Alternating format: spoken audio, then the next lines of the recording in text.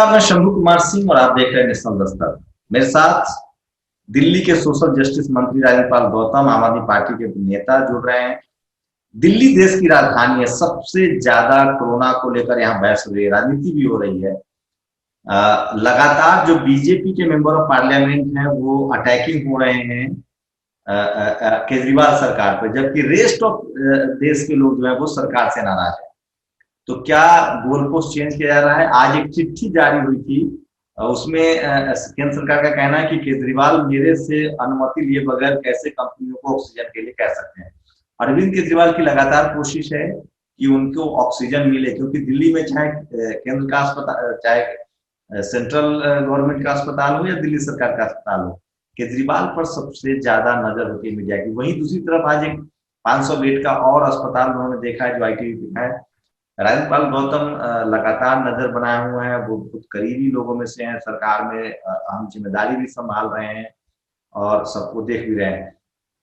Sir, बहुत attacking है जो बीजेपी के सारे सांसद जो हैं, जो दिल्ली से सांसद हैं, खासकर राम प्रवेश वर्मा और गौतम गंभीर, वो लोग आरोप लगा रहे हैं कि आप लोग कुछ नहीं कर पा रहे हैं। देखिए, बीजेपी के लोग केवल आरोप लगा सकते हैं। मैं समझता हूं सबसे पहले तो उन्हें जिम्मेदारी लेनी चाहिए कोरोना को पूरे देश में फैलाने की।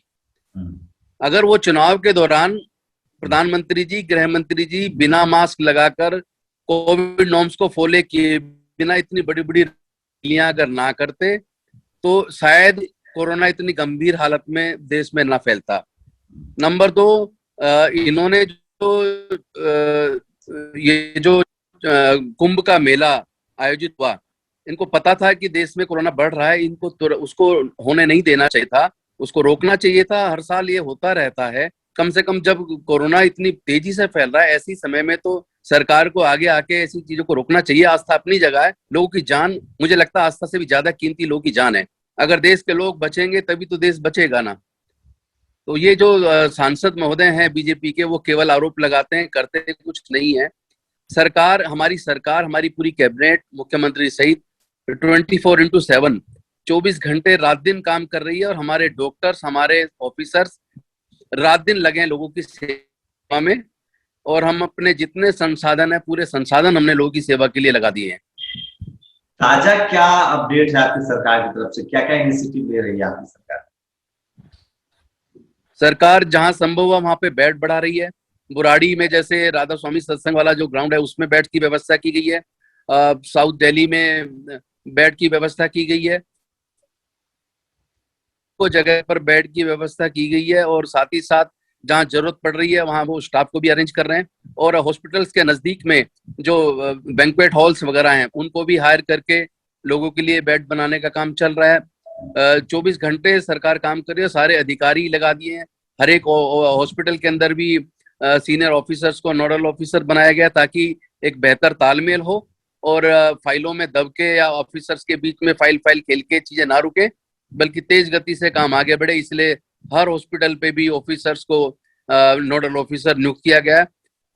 और मैं समझता हूँ कि जो दिक्कत आ रही थी गैस ऑक्सीजन की, उसकी अवेलेबिलिटी के लिए भी चारों तरफ मुख्यमंत्री जी ने चिट्ठियां भी लिखी हैं, प्रयास किया है। अभी हिमाचल की सरकार ने हमें मदद देने का भरोसा भी दिया है, और मैं समझता हूँ चीजें धीरे धीरे सामान्य होंगी। और जो प्रिकॉशनरी जो मेजर्स हमने अपनाए हैं, उसकी वजह से मुझे लगता है आने वाले समय में दिल्ली में कोरोना काफी कंट्रोल होगा। आपकी सरकार चूंकि दिल्ली में है, दिल्ली में मीडिया सेंटर्स है और आप यूनियन टेरिटरी है, आपके अधिकार भी बहुत सीमित है आपकी सरकार की।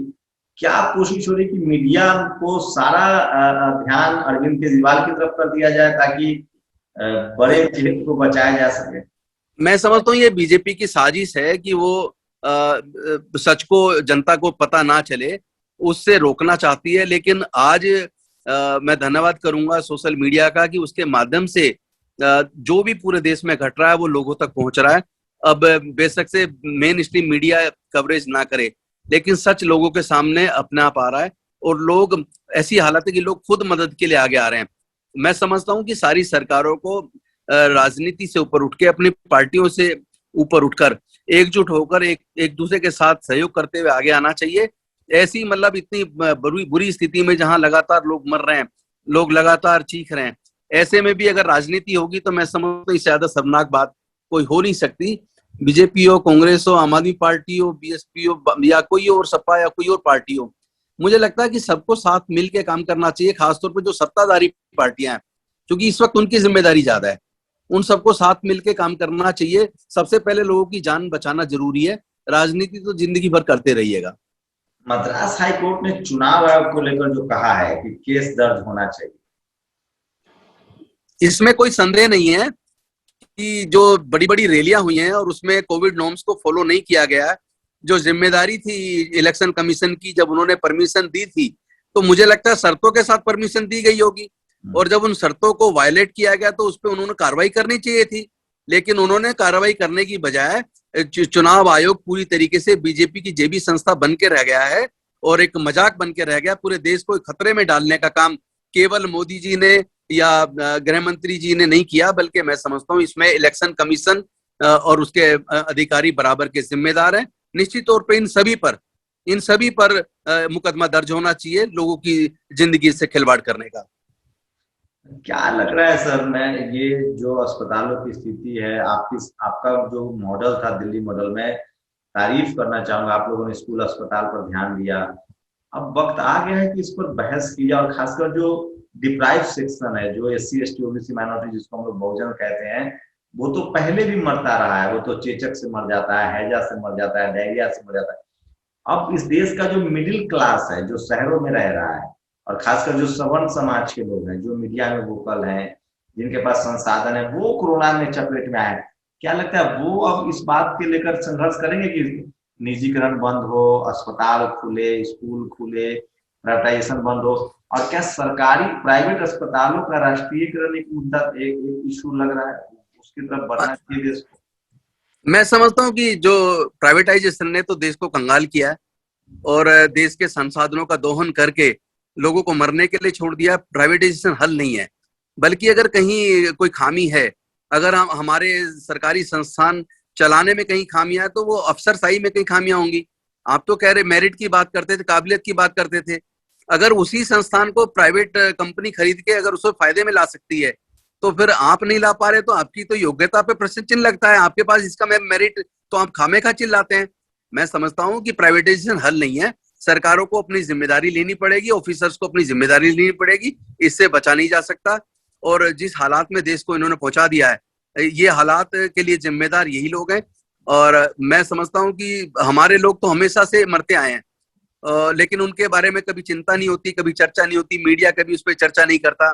लेकिन चूंकि जो लोग गरीब लोग हैं, जो झुग्गी झोपड़ी बस्ती में या रिसेटलमेंट कॉलोनीज में रह रहे हैं, वो तो रोज ऐसे बैक्टीरिया के बीच अपनी जिंदगी गुजार रहे हैं कि उनका बॉडी जो है वो काफी इम्यून है। वो रोज लड़ते हैं जंग। उनकी जंग तो कोरोना नहीं, बल्कि हमेशा उनकी जंग, जीवन की जंग जारी रहती है। तो इस कोरोना का बहुत बड़ा असर मिडिल क्लास पर काफी बड़ी मात्रा में पड़ा है, या मैं कहूँ अमीर लोगों पे काफी मात्रा में पड़ा है। इसी वजह से थोड़ा ज्यादा चर्चा भी मीडिया में बनी हुई है। लेकिन ऐसा होना नहीं चाहिए। इंसान की जान कीमती है, अमीर हो या गरीब हो, किसी को भी इलाज तुरंत मिलना चाहिए। और ये जिम्मेदारी सरकारों की है, और मीडिया चैनल्स को भी अपनी जिम्मेदारी निभानी चाहिए। उनको भयावह स्थिति दिखाने की बजाय क्या सुधार हो सकता है, कैसे सुधार हो सकता है, कहाँ बेड उपलब्ध कैसे हो सकते हैं, उसमें अपनी भूमिका अगर वो लोग निभाएंगे तो मैं समझता हूँ ज्यादा बेहतर रिजल्ट होंगे।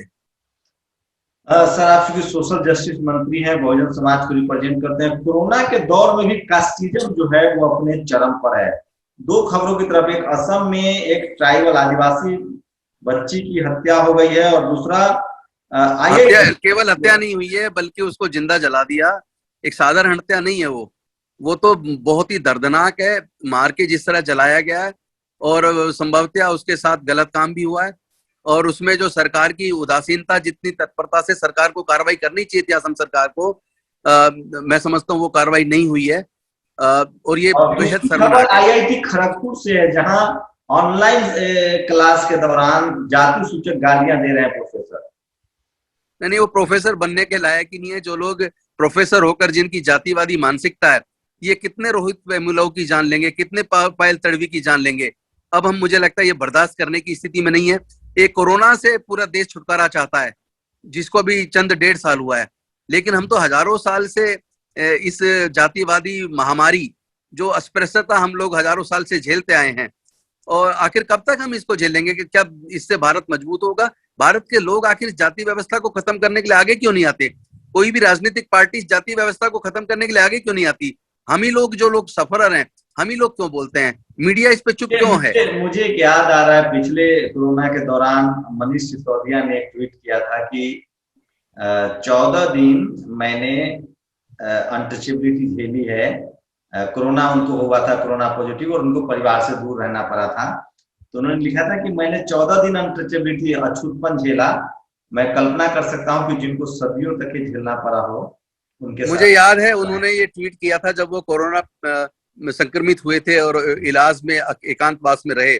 आपको याद होगा, इससे कुछ ही दिन पहले मैंने इसके ऊपर आर्टिकल लिखा था जो नवभारत टाइम्स में छपा था, जिसमें मैंने कहा था कि कोरोना से भी ज्यादा खतरनाक महामारी जाति व्यवस्था है। और आज ये तो चंद दिन की अस्पृश्यता लॉकडाउन में लोग बर्दाश्त नहीं कर पा रहे हैं।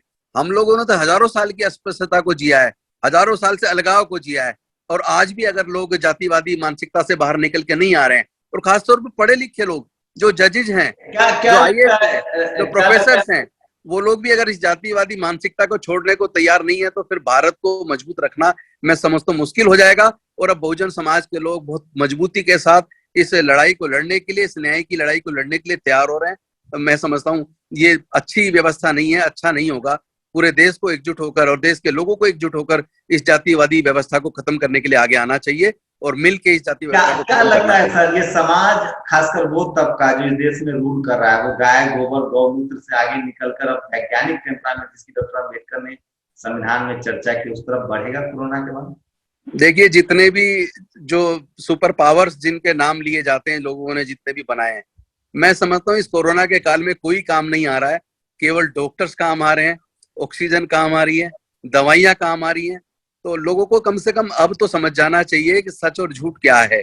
लोगों के द्वारा बनाए गए जो फॉल्स सुप्रीम पावर्स हैं, वो पावर्स कहीं बुरे वक्त में नजर नहीं आ रही हैं।